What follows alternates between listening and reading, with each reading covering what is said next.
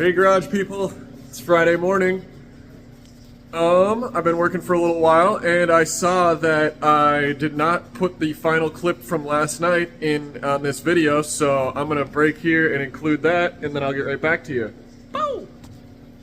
Alright garage fam, it is Wednesday night now. This is the final update for today. And we've got a flywheel. How awesome is that? Our monster lightweight flywheel is now installed with our new pilot bearing. These are torqued. It's 3 steps. 15, 37, 74. They are done. Rear cover is behind that. Whoop, there we go. As you can see, everyone is happy. Nicely snugged up. Those bolts all got red Loctite on them because they seal up the crank, the inside of the case. So yeah, everyone's happy there. Here is my twin disc clutch. So you can see here's the first set of discs. There's the second set, pressure plate in between, or friction plate rather. And then here's your pressure plate. Pressure plate bolts right there. Those will get installed tomorrow with Loctite as well. 20, 40, 52, and that is where this comes in. We'll use that to make sure everything stays straight when we get it all installed, and we'll torque them down, and then we'll be ready to take some measurements with our bell house and then mock this bad boy up on the end of that. Take some measurements according to this chart, shim it if we need, not if we don't, and move on to the next thing. So yeah, very good day today. We've got an engine, it's got a front on it, and now has most of a back on it. So yeah, very exciting stuff there.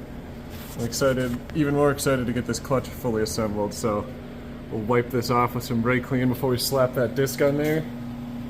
We'll send it. Hell yeah, boys and girls. Sleep tight. See you tomorrow. Alright, if you watched that video, you saw that I got the flywheel on the back of the motor. And since then, this morning, you can see the new flywheel in there, I've also got the clutch on and aligned and torqued. And then I measured my distance from the bell housing to the springs. And then I got my slave cylinder here with the spring removed for the time being, so this little cushion free floats. And then I mounted this on here, like that. And that got bolted down with the 2 bolts there, these 2 bolts. And I took some measurements. What I got for A and B here, 2122 and 1922 for a difference of 200 thousandths. With, look at that right there, we like to see no less than 0625 and no more than 200. The ideal is 85 to 100, and I'm right at 200, so I'm at the very top end of the clearance range there. And that's why they provide these shims, or at least that's why I bought them, because I wasn't sure what I was going to need. Looks like I probably would have been just barely okay without it, but to put me right in the middle of that happy range, I was at 200 thousandths. I'm going to use a 40 thousandths and a 63 thousandths shim for a total of 103 thousandths gap differential. 200 minus 103 is 97 thousandths. And that puts me right between 85 and 100. So I'm going to call that good. So that being the case, we will get that slave cylinder mounted up with the bleeder on here. I got to get the spring back on. We'll put the bleeder on, and we'll mount that up with some Loctite on these bolts, and then that will be done. And then I can get this thing off of here, this flat edge that I was measuring with, and that's done. And then I'm going to scrounge around over here for my motor mounts. There they are. And I'll slap those on the side of the block. put some of this stuff on. I'll put the crank pulley, or the crank position sensor back in. I got a couple pictures. I'll mount this thing up on the, and I'll wait till I do put the motor back on the subframe to do that. But I'm gonna put that connector back on, and then I will probably take off the bell housing here until I get the motor on the subframe, and then I can use these bolts here that are bell housing bolts, yank those out, and then put the bell housing on, and then mount the transmission up as well. So I think that's going to be the next step. I'm going to see if I can't get that situated by my onesie here. We'll see. It is 8:19 right now, and I got about an hour left to work, and then I got to run to the store, grab a couple things, return this tool, and then girlfriend gets off of work at 10, and she'll be home like 10:30, 10:45, and then we're gonna hit the road. We got some driving to do to head to see the cousins in Michigan, so gonna be a lot of fun. I'll put this on the back burner for the weekend, but then when I come back on Monday, I'll either start going on that and getting the engine stuff on, or we'll see if I can manage to get this in or not. One good thing is I purchased this with the clutch. It's a steel alignment tool instead of the plastic one. And I used it to put my pilot bearing in the back of the crankshaft there, but also you use it for aligning this when you torque all the bolts down. And if I can, yeah. Oh yeah, super smooth. And it was kind of binding up because I couldn't rotate the engine over, which is kind of to keep the weight on it. But what I did was tighten these bolts down snug before I snugged them to the first stage, and then I just tapped this with the mallet, made sure it was seated, tapped it in, and then I tapped it up, down, left, right, just to kind of center that friction disc in the middle of the assembly. And yeah, this slides in and out super nice. So this should do exactly the same because they're the same shafts. So yeah, I'm gonna keep moving forward here with the little time that I got. Get this master cylinder or slave cylinders back sprung together, get the bleeder on, and get these shims on, and we'll move on to the next thing. And the monster clutch, which has been in the box for months and months, is now on the motor, never to be seen again. So here's maybe your last look at that. New clutch and a flywheel, unsung heroes.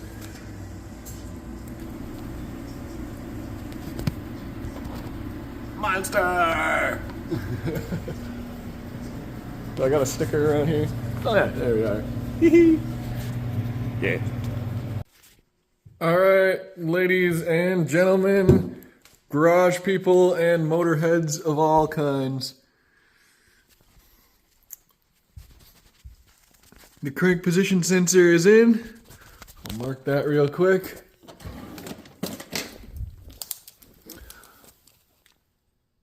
Boop.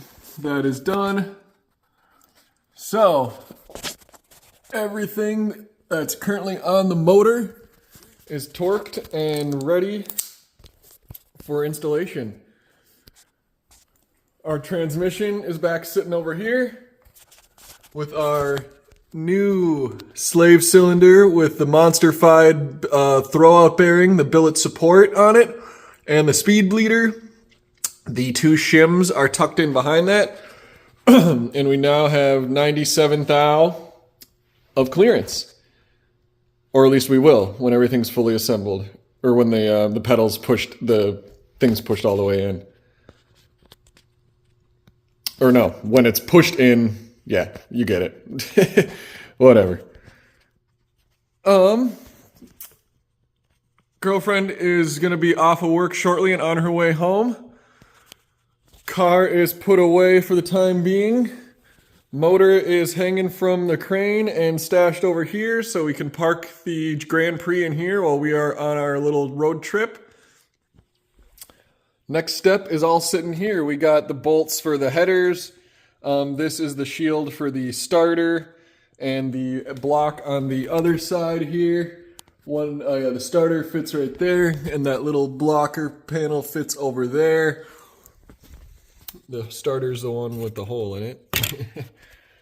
This is a heat shield for the driver's side exhaust manifold. We got the motor mounts to the engine right here, those bolts. And then we got the motor mounts themselves here. We got the through bolts for the motor mounts and the nuts. And then these are the starter bolt as well. And also the AC pump bracket is in there as well. And then this is for the power steering pump. There's bell housing bolts here. Water pump gaskets. Water pump bolts are in it. The AC, water pump. What else is sitting over there? There's probably some other stuff there as well.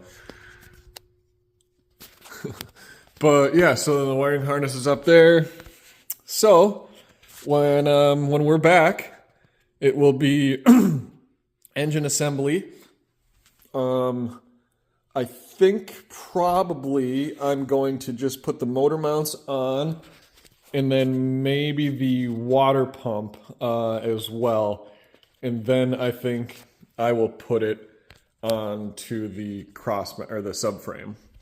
So that's the plan, at least. I think that should work pretty swimmingly. Maybe put these little things on as well. And then have this thing sitting on the motor mount as it goes as well. And then we'll put those things through and put the bolts on to hold the motor to the motor mounts. And then eventually the trans can slide on behind that too. So we'll probably do that. Put those things on, put the motor on the subframe, put the trans on, tighten up all the motor mount bolts, and then go about dressing up the engine with the intake, the front drive, the headers, and all the accessories, and then the wires as well, just to make sure we get everything fit real nice. And then the intake too, or I said that already. But yeah, get everything sitting as pretty as possible before we put it back up into the car.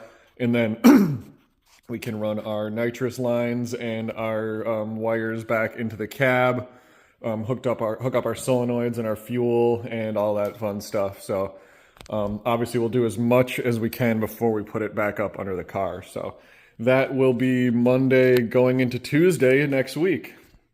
So yeah, we're headed out of town pretty quick, doing a little road trip and hanging out with some family. So yeah, have a nice weekend, fellas and ladies. If I see anything interesting, I will post it, but won't be doing anything Camaro related between now and then. So happy wrenching to you and best of luck in your projects. See you back next week. Peace. Come back to the garage later.